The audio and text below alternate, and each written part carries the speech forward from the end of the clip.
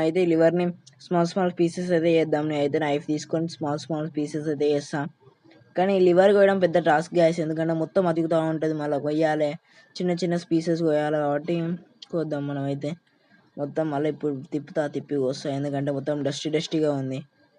Liver కూడా మొత్తం మళ్ళీ ఇప్పుడు కట్ చేసినాక మొత్తం కడగాలి. మళ్ళీ కడగకపోతే మన రాజుకి మంచిగా తినడం రాదు, మళ్ళీ మొత్తం వేస్టేజ్ ఇట్లా ఉంటుంది. ఇప్పుడు నేనైతే మొత్తం సగం వేస్టేజ్ అయితే ఇస్తా. మొత్తం ఇప్పుడు స్మాల్ పీసెస్ అయితే కటింగ్ అయితే అయిపోయింది. కట్ చేసినాం కాబట్టి ఇప్పుడు మనం అయితే డివైడ్ చేయాలి లివర్ని, ఎందుకంటే దగ్గరకు ఉంటే మొత్తం అతికి గలీజ్గా అవుతుంది ఇట్లా. అందుకే మనం ఎప్పుడైనా డివైడ్ చేయాలి కట్ చేసినాక లివర్ని అయితే. ఇప్పుడు మనం అయితే షెఫ్ అయిపోయినాం కాబట్టి మనం అయితే కొంచెం వేస్టేజ్ కూడా తీసి పడేద్దాం. మనవాడికైతే ఇప్పుడు రాజుకి అయితే ఫీడింగ్ అయితే వేస్తున్నా. మన రాజుకి ఫీడింగ్ వేసినప్పుడు మనవాడు ఎట్లా తింటాడో ఏమో.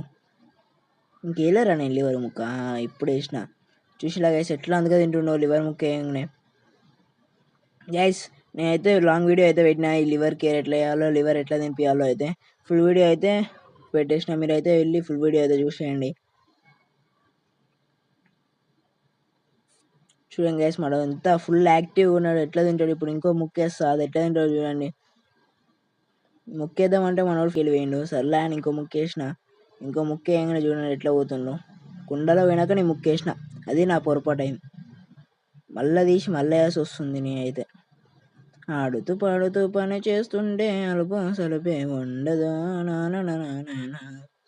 ఆడుతూ పాడుతూ పని చేస్తుంటే అలుపు సలుపే ఉండదు.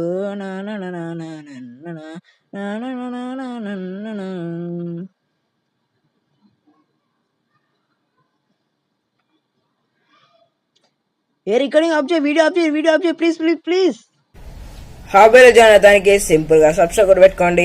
నేను మీ పండుని. ఓకే గైస్, మరి నెక్స్ట్ వీడియోతో మేము ముందుకు వస్తా. సైనింగ్ ఆఫ్ పండు బ్లాగ్స్.